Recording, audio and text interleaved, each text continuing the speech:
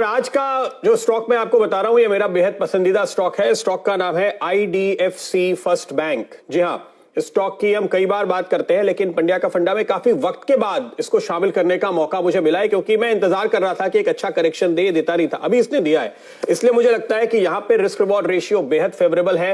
लंबी अवधि के लिए जो निवेशक कई सालों के लिए इसको लेना चाहते हैं, उनको भी इस समय एंट्री लेनी चाहिए और यहां पर एक निवेश करना चाहिए। ट्रेडर्स अपने तरीके से लेवल देखकर ट्रेडिंग कर सकते हैं। मेरा टारगेट यहां पर पहला 40 रुपए का है। हालांकि ये टारगेट कई बार रिवाइज होगा। मैं इसको एक पोटेंशियल मल्टी बैगर की तरह देखता हूं और इसकी वजह आपको मैं बताता हूं। देखिए, शॉर्ट टर्म में जो इनके लिए बड़ा ट्रिगर है, जिस वजह से मुझे लग रहा है कि ये जो करीब 22% का करेक्शन आया है ना पिछले महीने भर में, वो एक अच्छी अपॉर्चुनिटी है, क्योंकि इस दौरान जो डेवलपमेंट हुए वो पॉजिटिव है। वोडाफोन आइडिया जिस तरह से बैंक्रप्सी की तरफ जा रहा था, उस पे इनका बड़ा एक्सपोजर है और वहां पर इन्होंने दरअसल 1600 करोड़ रुपए तो पहले से प्रोविजन भी कर दिए हैं। लेकिन अब आप देख रहे हैं वोडाफोन आइडिया रिवाइव होता हुआ। आप और हम IPL देखते हैं और वी एक बड़ा स्पॉन्सर है वोडाफोन आइडिया, जो बदल के वी ब्रांड के साथ आ रहा है। तो ये जो 1600 करोड़ रुपए का प्रोविजन है, देर सवेर इनको राइट बैक करने का मौका मिलेगा, ऐसी उम्मीद है।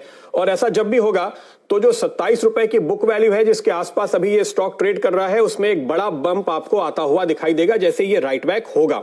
दूसरी बात आप यहां पे देखिए, जो दूसरे कॉर्पोरेट एसेट्स थे उनमें इन्होंने काफी प्रोविजनिंग कर दी है। IDFC फर्स्ट बैंक के जब नतीजे आते हैं, उसमें एक बात हम आपको लगातार बताते हैं, आज मैं फिर से उसको हाईलाइट करना चाहूंगा। देखिए, पिछले साल भर में इनकी जो होलसेल लोन बुक है, जिसमें कॉर्पोरेट वगैरह होते हैं, वो 28% घटी है और जो रिटेल बुक है वो 26% बढ़ी है। अब चूंकि जो कारोबार वो बढ़ा रहे हैं वो रिटेल का है, 26% ग्रोथ का ये जो रन रेट है इस समय के कमजोर बाजार में, जब बैंक्स का ओवरऑल लेंडिंग 6% मुश्किल से होता है, वहां 26% की ग्रोथ ये बैंक जो दिखा रहा है, उस पर आप नजर रखिए। ओवरऑल आपको बुक में वो ग्रोथ नहीं दिखती, क्योंकि कॉर्पोरेट लोन इनको कम करने हैं, धीरे धीरे खत्म करने हैं, क्योंकि वहां से NPS का खतरा होता है। तो जो भी कमजोर अकाउंट थे वो धीरे धीरे हटा दिए गए हैं। पिछले साल भर में 28% कॉन्ट्रैक्ट कर दिया गया है। तो ये बहुत ही अच्छे तरीके से अपने पोर्टफोलियो को चर्न कर रहे हैं, जैसे एक फंड मैनेजर करता है वैसे ही एक बैंकर कर रहे हैं। जो कमजोर लोन है उनको खत्म करो, उसकी जगह रिटेल बोरोवर अच्छी क्वालिटी के लेकर आओ, जो आपको लगातार आगे साल दर साल मुनाफा कमा के दे। 26% सालाना ग्रोथ करने वाली कंपनी इस तरह के माहौल में अपनी बुक वैल्यू पे क्यों मिलनी चाहिए, इसका कोई लॉजिक नहीं है। इसकी वजह सिर्फ यही है कि जो पुराना बिजनेस कम हो रहा है बाजार को, वो बात, वो इक्वेशन ठीक से समझ में नहीं आता।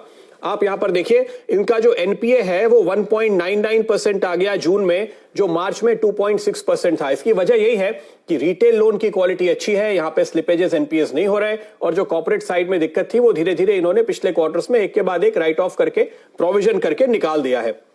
मेरा मानना यह है कि आपको हमेशा बैंकर के ऊपर बेट करना चाहिए, और वी वैद्यनाथन साहब जो इसके लीडर हैं, उन्होंने इसके पहले आपको कैपिटल फर्स्ट में ये करके दिखाया है। मैं आपको बताऊं, कैपिटल फर्स्ट 125 रुपए से 900 रुपए तक गया 4 साल के अंदर, वैद्यनाथन साहब के चार्ज लेने के बाद। तो मैं ये नहीं कह रहा हूं कि 4 साल में यहां भी ऐसा परफॉर्मेंस आएगा, अगर आएगा तो बड़ी अच्छी बात है।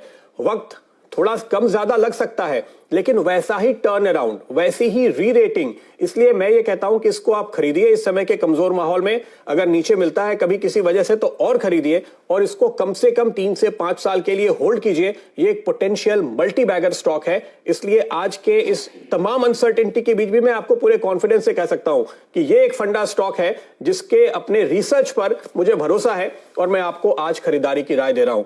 अल्पेश जी, क्या